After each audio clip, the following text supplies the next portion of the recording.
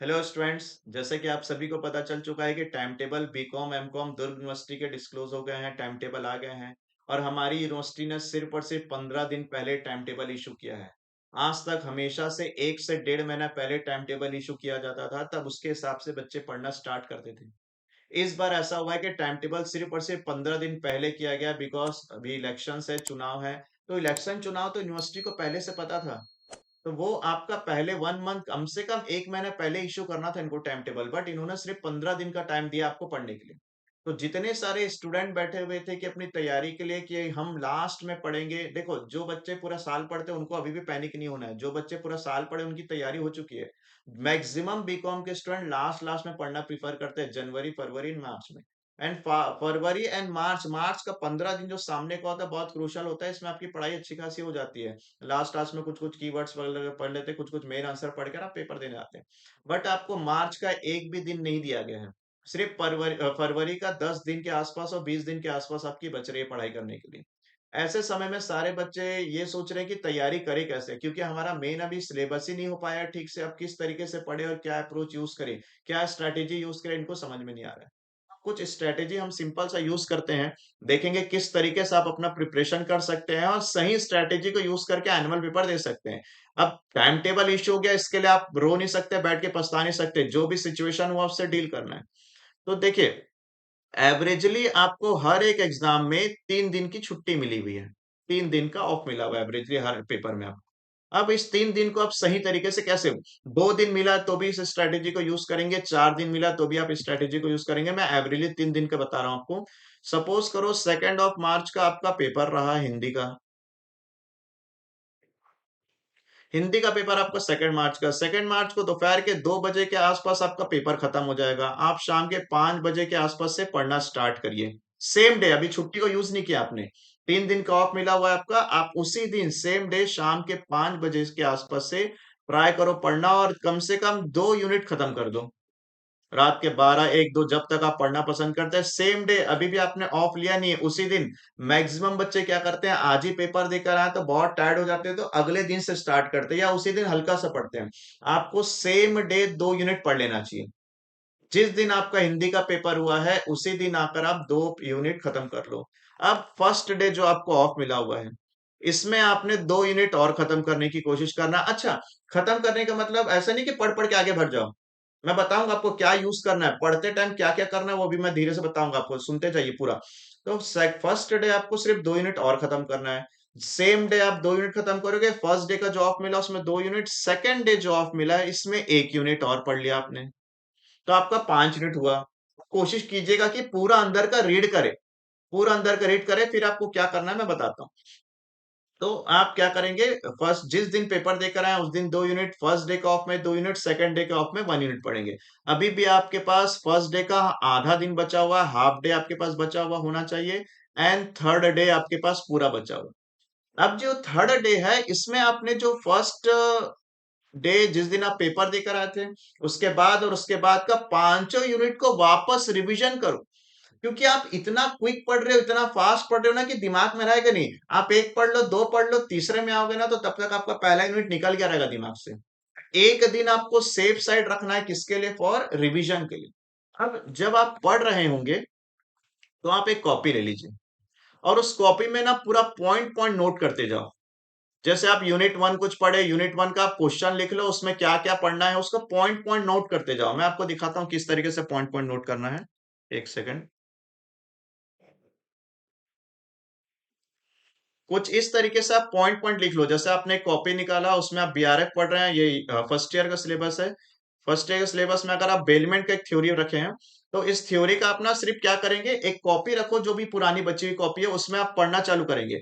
तो आप क्या करो, क्या क्या आपको लिखना है उसका सिनॉप्सिस बना लो, कि मुझे मीनिंग लिखना है और बेलर के राइट्स लिखना है, ऐसे फॉर एग्जांपल जो भी आपका थ्योरी है आपका एक सिनॉप्सिस बना लो। क्योंकि एज इट इज सिनॉप्सिस आपको पेपर में बनाना है। इसके बाद आप अंदर का पॉइंट को डिटेल पढ़ते जाओ और उस पन्ने में ना सिर्फ पॉइंट लिखते जाओ, लाइन से सारा पॉइंट लिखते जाओ जो भी तुम याद कर रहे हो। देखो, आपको भी पता है कि आप इतना डिटेल में नहीं पढ़ सकते, इतना रट नहीं सकते, इतना याद नहीं कर सकते कि पेपर में आप पूरा भर भर के लिख पाए। सभी बच्चों को ये बात पता है कि हमारा पॉइंट एग्जैक्ट होना चाहिए, देन अंदर हम अपने मन से बना बना कर लिख सकते हैं। तो आपको सिर्फ पेपर में पॉइंट याद आना चाहिए। कई बार आप ऐसा होता है कि आपको लगता है कि मुझे कोई पॉइंट बता दे तो मैं पूरा एक्सप्लेन कर लूँ। तो आपको सिर्फ़ पॉइंट मालूम होना चाहिए, ठीक है? तो आप क्या करेंगे जब पढ़ते जाएँगे ना, जब भी आप पढ़ने बैठे सेम डे आप 2 यूनिट पढ़ रहे हैं, तो 2 यूनिट आप अंदर का रीड कर लो, रीड करने के बाद कॉपी निकालो, उसमें पूरा पॉइंट लिख लो। लाइन से पूरा पॉइंट भरते जाओ, पूरा लाइन से पूरा सारे पॉइंट लिखते जाओ। जितना भी आप पॉइंट पढ़ रहे हो, पढ़ते जाओ। इसके बाद क्या करना है, जब आप पूरा पॉइंट लिख लोगे, तो आपके पास थर्ड जो सेव बचा हुआ है, थर्ड डे जो आपके पास सेव बचा हुआ है, इस सेव डे में आपको क्या करना है, सिर्फ़ और सिर्फ़ इस पॉइंट को जिस भी बुक से आप पढ़ रहे हो, जिस भी निकिता सॉल्ट या फिर अजय माला जिससे पढ़ रहे हो, उसको बंद कर दो। अब जो सेव डे बचा हुआ उसमें सिर्फ पॉइंट को रिवाइज करते जाओ, सिर्फ पॉइंट को रिवाइज करते जाओ। अगर आपको पेपर में एग्जैक्ट पॉइंट्स याद आ जाएंगे ना, तो आप बहुत अच्छे से लिख सकते हैं। यूनिवर्सिटी को भी पता है कि वो आपके अंदर का डिटेल पूरा नहीं पढ़ता है, इवन आपको ही पता है कि आपके अंदर का डिटेल जो भी आप लिखे हो एक्सप्लेन में उसको नहीं पढ़ा जाएगा। लेकिन आपका एग्जैक्ट पॉइंट तो होना चाहिए। देन अंदर का आप अपने मन से रिलेटेड टू टॉपिक, कुछ लोग क्या बोलते हैं कुछ भी लिख दो, गाना लिख दो ना। अगर आपको गाना सडनली दिख गया ना तो सीधा काट के जीरो कर देंगे। आप रिलेटेड टॉपिक लिखो। हाँ, आपके पास जो भी नॉलेज है वो बुकिश लैंग्वेज हो या ना हो, बस आप रिलेटेड टू लिखो आंसर को। कुछ भी लिखने से अच्छा रिलेटेड टू लिखो, पॉइंट आपका एग्जैक्ट होना चाहिए। तो सिर्फ आपका फोकस रहना चाहिए किसके ऊपर? पॉइंट के ऊपर। तो जितने लोगों को ये लग रहा है कि अब किस तरीके से पढ़े, क्या करें? आपको यही करना है कि जितने दिन का गैप मिल रहा है, उतने दिन को बहुत अच्छे से यूज़ करना है। जब आप पढ़ने बैठ रहे हो, तो पढ़ने बैठोगे ना फटाफट पढ़ते जाओगे तो पुराना पीछे का भूलते भी जाओगे। अच्छा, मैं क्या किया, मैं फर्स्ट डे पूरा पढ़ के चले गया, सेकंड डे पूरा पढ़ के चले गया, थर्ड डे पूरा पढ़ के चले गया, लास्ट में मेरे पास रिवीजन के लिए टाइम नहीं मिला, रिवीजन ही नहीं कर पाया। तो आप जितना पढ़ के गए हो सब ज़ीरो, कई बच्चे ही करते हैं। आपको निकालना है एटलीस्ट 1 डे तो निकालना है रिवीजन के लिए 3 दिन में। 3 दिन में 2 दिन में आपको 5 मिनट खत्म करना है, एक्चुअल में 2 दिन नहीं है। थोड़ा नोटिस करोगे ना तो जिस दिन आप एग्ज़ाम दिए ना, वो दिन आपके पास पूरा बचा हुआ है, फर्स्ट हाफ सेकंड हाफ पूरा। तो फर्स्ट डे अगर आप अच्छे से पढ़ लिए तो आप पूरा कंप्लीट कर सकते हो। अगर किसी पेपर में 4 दिन का छुट्टी मिला हुआ है, 4 डे का छुट्टी मिला है, तो आप क्या करेंगे, फर्स्ट डे 1 यूनिट पढ़ लो, second day 2 unit, third day unit and fourth day पूरा रिवीजन मारना पड़ेगा। पूरा रिवीजन पूरे अपने निकिता सॉल्ट, अजय माला या बुक से नहीं पढ़ना है। आप उस पेपर में सारा पॉइंट लिखो, उस पन्ने में सारा पॉइंट लिखो।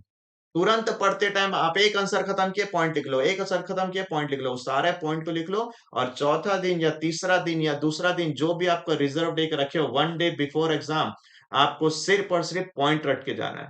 इवन जिस दिन आपका पेपर होगा उस दिन सुबह 7 या 6 या 5 बजे के आसपास से 9 बजे तक ये टाइम आपको और मिलेगा। 11 बजे आपका पेपर होगा। उसके पहले आपके पास जो सुबह का टाइम होगा 9 बजे के पहले जितने बजे उठ गया, उस दिन भी सिर्फ पॉइंट ही रिवाइज़ करो। और पॉइंट रिवाइज़ करने के लिए आपको पॉइंट्स कुछ इस तरीके से बना के रखना चाहिए, कुछ इस तरीके से सारे आंसर बना के रख लो। देखिए मैंने कुछ एक पीडीएफ बना के रखा है, इसमें सारा आंसर लिखा हुआ है, तो ये फर्स्ट ईयर वालों का पहला साल है तो उनको प्रोवाइड किया जाता है ये। तो सारा पॉइंट्स आप इस तरीके से लिख के रख लेंगे, आपको बहुत बेनिफिट मिलेगा। और क्या पेपर में कितना पेज लिखना है, किस तरीके से भरना है, इसके लिए मैंने पहले एक वीडियो बनाया हुआ है, मैं लिंक आपको डिस्क्रिप्शन में डाल दूँगा।